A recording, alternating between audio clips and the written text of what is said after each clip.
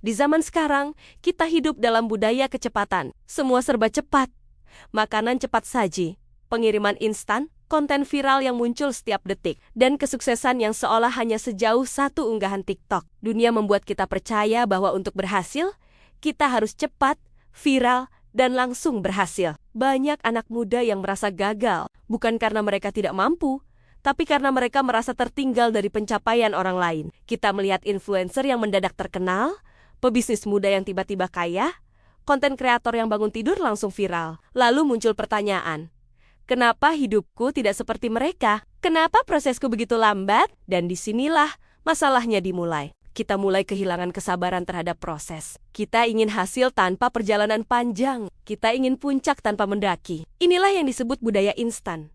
Budaya yang membuat kita lupa bahwa setiap kesuksesan besar selalu dimulai dari proses yang panjang, sulit, dan sunyi. Penyebab budaya instan pertama, media sosial. Platform ini memotong proses dan hanya menunjukkan hasil akhir. Yang terlihat hanyalah highlight, bukan perjuangan. Kita melihat 30 detik video, tapi tidak melihat 3 tahun kerja keras di baliknya.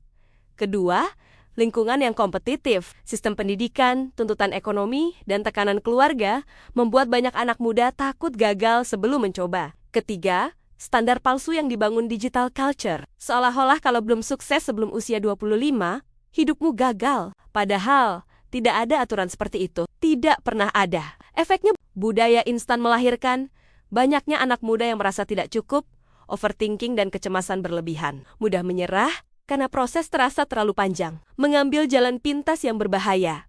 Utang, main cepat, bahkan cara kotor. Kita lupa bahwa pohon yang tumbuh terlalu cepat akan rapuh akarnya. Begitu juga manusia. Bayangkan 2 orang menanam pohon. Yang satu menyiram setiap hari, memberi pupuk, menunggu berbulan-bulan. Yang satu lagi membeli pohon besar instan, ditanam dalam semalam. Saat badai datang, mana yang tumbang lebih dulu? Yang tumbuh cepat, yang tidak punya akar kuat. Begitu juga kesuksesan tanpa proses.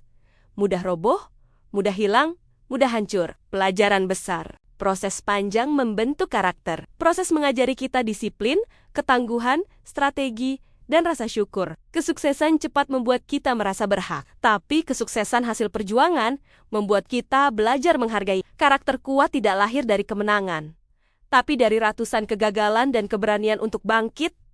Berhenti membandingkan perjalananmu dengan orang lain. Setiap orang punya waktunya. Fokus pada progres kecil setiap hari, sedikit demi sedikit.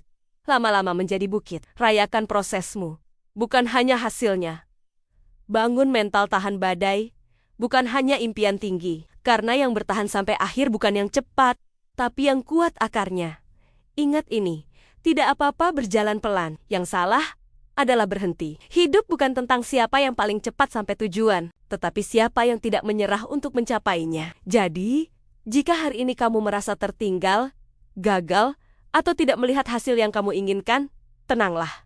Kamu tidak terlambat. Kamu sedang bertumbuh. Dan percayalah, proses panjangmu akan membuat hasil akhirnya lebih indah daripada apapun yang instan. Karena instan hanya mengenyangkan, tapi proses membesarkan jiwa.